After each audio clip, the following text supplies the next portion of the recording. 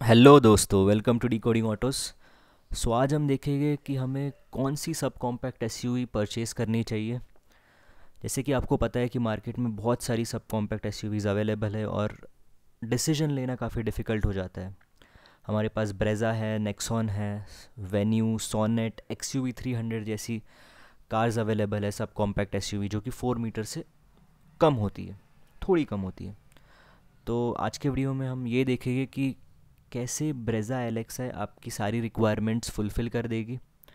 और at the end हम ये भी देखेंगे कि हमें ब्रेज़ा का एलेक्सा वेरिएंट ही क्यों परचेज़ करना चाहिए, कैसे वो वैल्यू फॉर मनी वेरिएंट आपके लिए साबित हो सकता है।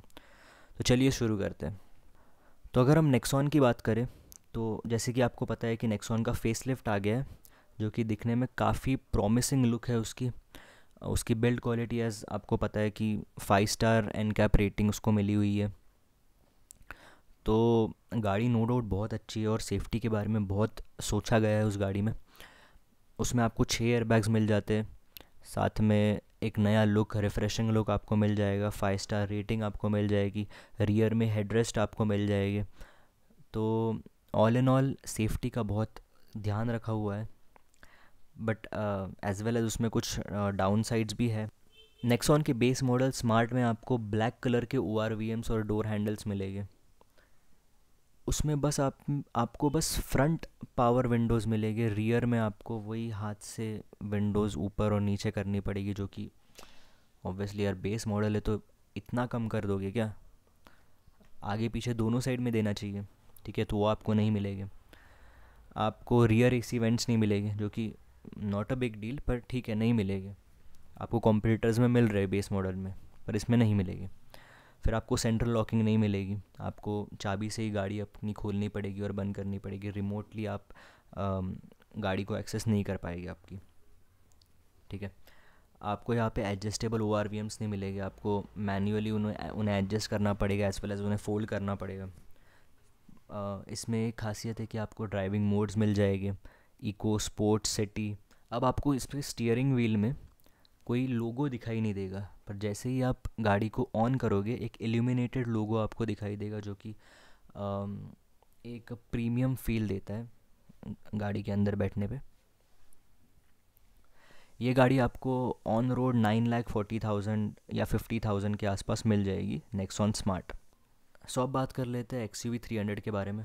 सो उसके बारे में क्या ही बात करें, उस गाड़ी को आते हुए 5 साल हो गए, उसमें कोई भी हमको मेजर अपडेट देखने को नहीं मिला है। सो उस गाड़ी को नेगलेक्ट करना ही बेटर है। और अभी न्यूज़ आ रही है कि उसका फेसलिफ्ट वेरिएंट 2024 के स्टार्टिंग में ही लॉन्च होने वाला है। सो उस गाड़ी को कंसिडर ना ही करे तो अच्छा है, और उसके फेसलिफ्ट के लिए हमें इंतज़ार करना चाहिए। सोनेट के लिए भी सेम है, सोनेट को भी आए हुए काफ़ी टाइम हो गया है, उसका भी फेसलिफ्ट अभी आने वाला है 2024 में। तो उसके लिए वेट करना जायज़ रहेगा और उसे फ़िलहाल के लिए हम नेगलेक्ट कर सकते हैं। तो अभी बची वेन्यू। सो वेन्यू का अभी अभी फेसलिफ्ट आया हुआ है, उससे भी ऑलमोस्ट 1 ईयर तो हो ही गया है। तो उसकी अगर हम बात करें तो उसका जो ई वेरिएंट है वो उसका बेस वेरिएंट है, बट वो काफ़ी शोरूम्स उसे देने से मना करती है। काफ़ी शोरूम्स एस को ही बेस मॉडल कंसिडर करती है और वही मॉडल जो है प्रोवाइड करती है। तो वेन्यू का एस मॉडल मेरे हिसाब से वैल्यू फॉर मनी नहीं है, उसका बेस मॉडल ही 10 लाख से ऊपर जाता है। सो वो कंसिडर करना वैल्यू फॉर मनी नहीं होगा मेरे हिसाब से। ब्रेज़ा आपको क्यों कंसिडर करनी चाहिए? ब्रेज़ा का जो लुक है ना, जो उसका रोड प्रेजेंस है, वो सही में बहुत ज़बरदस्त है। आप वेन्यू उसके बाजू में रख लो, नेक्सॉन उसके साइड में रख लो, बट ब्रेज़ा आप रखोगे तो आपको एक बल्की एसयूवी की फ़ील आएगी। वो गाड़ी है तो उतनी ही, बट दिखनी बहुत बल्की है। उसकी हाइट भी ज़्यादा है और एकदम बल्की सा फील आता है उसको देख के, उसके अंदर बैठ के। सो उसका जो फील है ब्रेज़ा का, वो चाहे आप ब्रेज़ा का बेस मॉडल लो या टॉप मॉडल लो, फील तो वही मिलने वाला है। ओके, ये एक एडवांटेज है। बाकी आपको ब्रेज़ा के बेस मॉडल में व्हील कवर्स भी मिल जाते हैं, और उसका बेस मॉडल लो या टॉप मॉडल लो, व्हील्स आपको उतने ही साइज़ के मिलेंगे, ठीक है। तो और काफ़ी सारे एडवांटेजेस है, जैसे कि साइड इंडिकेटर्स जो है वो आपको ओ आर वी एम्स में मिल जाएगी, हेलोजन प्रोजेक्टर हेडलाइट्स आपको मिल जाएगी। फिर व्हील कवर्स आपको मिल जाएंगे, स्टील रिम्स के ऊपर व्हील कवर्स आपको मिल जाएगी, और स्टील व्हील्स भी आपको ब्लैक कलर की मिलेगी। कोई कोई बेस मॉडल में स्टील व्हील्स सिल्वर कलर या वाइट कलर की होती है, जो जिसके ऊपर अगर हमने स्टील व्हील्स लगा भी लिए, स्टील अपना व्हील कवर्स लगा भी लिए, फिर भी वो बेस मॉडल की तरह ही दिखेगी। तो यहाँ पे ये एक प्लस पॉइंट है कि आपको ब्लैक स्टील रिम्स मिलेंगे जिसके ऊपर आप व्हील कवर लगा पाओगे। फिर आप सबको पता ही है कि उसका रियर लुक कितना ज़बरदस्त है। तो ब्रेज़ा का रियर लुक जो है उसमें एलईडी टेल लैम्प्स आते हैं जो कि बेस सेट ऑफ स्टैंडर्ड है। फिर आपको रिमोट सेंट्रल लॉकिंग मिलेगी, आप रिमोट से अपने कार को एक्सेस कर पाओगे, बूट ओपन कर पाओगे। सो हाँ, चाबी थोड़ी सी पुरानी है, बट आपके कॉम्पिटिटर्स में तो आपको मिल भी नहीं रही है, इसके बेस मॉडल में आपको एटलीस्ट मिल तो रही है। ओके। फिर आपको रियर एसी वेंट्स मिल जाएंगे, और क्या चाहिए, एक बूट स्पेस भी आपको अराउंड 328 लीटर्स के अराउंड आपको बूट स्पेस मिल जाएगा। और ये गाड़ी आपको आराम से, ब्रेज़ा एलेक्स है, आपको आराम से ऑन रोड 9,50,000 के अराउंड मिल जाएगी। सो अब जब हमने सारी सब कॉम्पैक्ट एसयूवीज़ है उसे हमने देख लिया है, तो अब आपका अगर मन होगा ब्रेज़ा कंसिडर करने का, तो हम आगे देख लेते हैं कि हमें ब्रेज़ा का कौन सा मॉडल परचेज़ करना चाहिए, LXi, VXi, ZXi या ZXi प्लस। तो आज के वीडियो में मैं बस LXi एज़ मेरा मेन कंसर्न है, LXi लेना। मैं बेस मॉडल को ज़्यादा प्रेफर करता हूँ amongst any other variant. If we are on a budget, if we are on a tight budget, so हमें बेस मॉडल ही कंसिडर करना चाहिए। और मैं ये बताने जा रहा हूँ अभी कि क्यों हमें ब्रेज़ा ही कंसिडर करनी चाहिए।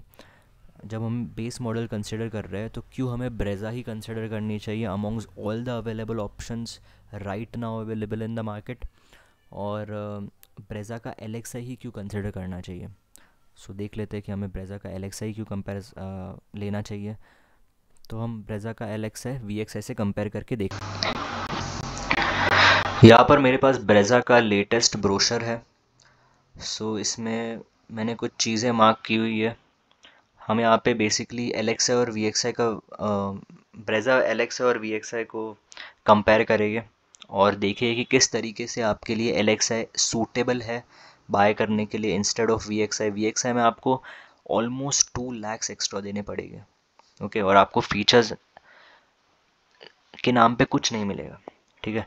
सो आपको बेसिक LXi या फिर जो मैंने येलो कलर में मार्क किया हुआ है वो आपको सभी वेरिएंट्स में स्टैंडर्ड मिलेगा। ओके, और इम्पोर्टेंट फीचर्स ही मैंने मार्क किए हुए हैं। सो आपको LXi में इलेक्ट्रॉनिक स्टेबिलिटी कंट्रोल मिल जाएगा, हिल होल्ड असिस्ट मिल जाएगा, ड्राइवर और को ड्राइवर एयरबैग्स मिल जाएंगे। आपको 6 एयरबैग्स नहीं मिलेंगे इसमें, बस 2 ही एयरबैग्स मिलेंगे। फिर आपको जो रियर डिफॉगर है, रियर डिफॉगर आपको बस VXi में मिलेगा, LXi में नहीं मिलेगा। और मेरे हिसाब से ये कोई इम्पॉर्टेंट फीचर भी नहीं है, और आप कितने ही बार डिफॉगर यूज़ करते हो आपको ही पता है, बहुत रेयरली ये यूज़ होता है, तो कोई पॉइंट नहीं है इसे लेने का। इन केस आपके इधर फॉग का इशू है तो मैं आपको सजेस्ट करूँगा कि आपके जो शीशे हैं वो थोड़े से नीचे कर लो, तो सारा फॉग निकल जाएगा, फॉग का कोई इशू नहीं आएगा। ओके। एसी ऑन रखना, एसी ऑन रखना और मिरर्स थोड़े डाउन कर लेना, तो सारा फॉग निकल जाता है। ओके। फिर यहाँ पे आपको, जैसे कि मैंने बताया, आपको सेंट्रल लॉकिंग स्टैंडर्ड मिलेगी, और आपको LXi वेरिएंट से ही central locking, remote central locking मिल जाएगी, जो कि काफ़ी अच्छा है।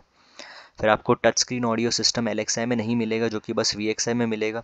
और मैं तो सजेस्ट करूँगा कि आप इस फीचर के लिए VXi तो लो ही मत, क्योंकि ये जो टच स्क्रीन सिस्टम है वो मारुति का काफ़ी सालों से आ रहा है।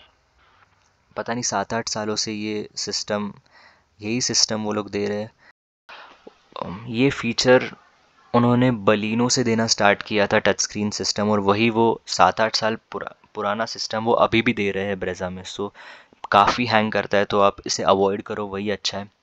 फिर स्टीयरिंग माउंटेड कंट्रोल्स आपको मिल जाते हैं, सारे नहीं मिलते, बस ऑडियो कंट्रोल्स आपको मिल जाते हैं। क्रूज कंट्रोल ये सब आपको नहीं मिलता, बस एक साइड के स्टीयरिंग माउंटेड कंट्रोल्स आपको मिल जाएंगे VXI में, जो कि एक ठीक सा फीचर है जो आपको LXI में नहीं मिलेगा। फिर आपको 4 स्पीकर्स मिल जाएंगे जिसकी क्वालिटी एवरेज है, ज़्यादा अच्छी नहीं है, तो ये आप बाहर से लगवा सकते हो। आप स्टीयरिंग माउंटेड कंट्रोल्स क्या, आप पूरा स्टीयरिंग व्हील ही टॉप मॉडल का बाहर से लगवा सकते हो, वो भी काफ़ी सस्ते में आपको मिल जाएगा। आपको अगर स्टीयरिंग ही अच्छा चाहिए तो आप बाहर से लगवा सकते हो, बस प्लग एंड प्ले होता है, काफ़ी वीडियोस अवेलेबल है ऑनलाइन। बस वो स्टीयरिंग व्हील निकालना होता है और दूसरा स्टीयरिंग व्हील फिट करना होता है, काफ़ी इजी है। 4 to 5 thousand में आपका टॉप मॉडल का steering wheel with all steering mounted controls fit हो जाएगी। अब ब्रेज़ा VXI में आपको हाइट एडजस्टेबल ड्राइवर सीट्स मिल जाती है, जो कि LXI में नहीं मिलती, जो कि एक मेजर कंसर्न नहीं होना चाहिए अगर आपकी हाइट ठीक ठाक है तो। अगर आपकी हाइट 5 से ऊपर है तो आपको, मुझे नहीं लगता कि कोई इशू आने वाला है, आप कंफर्टेबली गाड़ी चला सकते हो। इवन आपकी हाइट अगर 5'2", 5'3" से ऊपर है और आप स्किल्ड ड्राइवर हो, आप पहले से गाड़ी चला रहे हो, सो आपको कोई दिक्कत नहीं आएगी। अगर आप न्यू लर्नर हो तो आपकी हाइट 5'4" से ऊपर होगी, फिर भी कोई दिक्कत नहीं, आप चला लोगे, ठीक है। तो इस फीचर के लिए तो VXI के ऊपर अपग्रेड करो ही मत। फिर आ गया एडजस्टेबल रियर हेडरेस्ट। तो ये एक फ़ीचर है जो मुझे लगता है कि काफ़ी डिसअपॉइंटिंग है, क्योंकि आपको रियर में बस बेंच सीट्स मिल जाएगी।